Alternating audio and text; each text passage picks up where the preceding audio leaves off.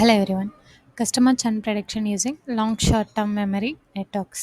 Okay. இந்த concept வந்து பார்த்தீங்கன்னா, கஸ்டமர்ஸ் வந்துட்டு ரெகுலரா வந்துட்டு வாங்கிட்டுருப்பாங்க. ஒரு சில டைம்ல வந்துட்டு அவங்க வாங்காமலே போயிடுவாங்க.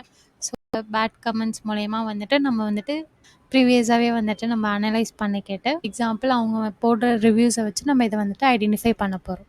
ஸோ ஆல்ரெடி எக்ஸிஸ்டிங் அப்படின்னு பார்க்கும்போது, டேட்டாஸ் வந்துட்டு நார்மல் மிஷின் லேர்னிங் டெக்னிக்ல பண்ணியிருக்காங்க. ஸோ எக்ஸாம்பிளா ரன் அ ஃபாரஸ்ட், XGBoost அந்த மாரி பண்ணியிருக்காங்க. நம்ம ப்ரொபோஸ்டா என்ன பண்ண போறோம் அப்படின்னா, RNN, LSTM அல்காரிதம் யூஸ் பண்ணி ட்ரை பண்ண போறோம்.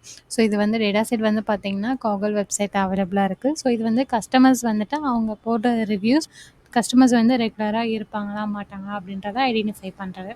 ஸோ இத வந்துட்டு நம்ம LSTM + NLP கான்செப்ட்ட வச்சு நம்ம ட்ரெயின் பண்ணிட்டு, அத வந்து மாடலா பில்ட் பண்ணியிருப்போம். ஸோ எக்ஸாம்பிள் நம்ம ப்ரோடோடைப் ஒரு பேஜ் மாரி கிரியேட் பண்ணியிருப்போம். அதில யூசர்ஸ் லாகின் இருப்பாங்க, அட்மின் லாகின் இருப்பாங்க. அட்மின்றது வந்துட்டு செல்லரா இருப்பாங்க. ஸோ கஸ்டமர்ஸ் வந்துட்டு அவங்க லாகின் பண்ணி ஒரு பேட் ரிவ்யூஸ் அந்த மாரி போட்டாங்க அப்படின்னா, ஆட்டோமேட்டிக்கா வந்துட்டு யூசர்ஸ்க்கோ இந்த ஒரு இன்டிமேஷன் போற மாரி இருக்கும். முன்னாடியே அனலைஸ் பண்ணிட்டு, அவங்க வந்துட்டு நெக்ஸ்ட் என்ன பண்ணணுன்றதுக்கான ப்ரிகாஷன்ஸ அவங்க பண்ணிப்பாங்க. ஸோ இதான் நம்ம பண்ண போற ப்ரொபோஸ் சிஸ்டம். Thank you.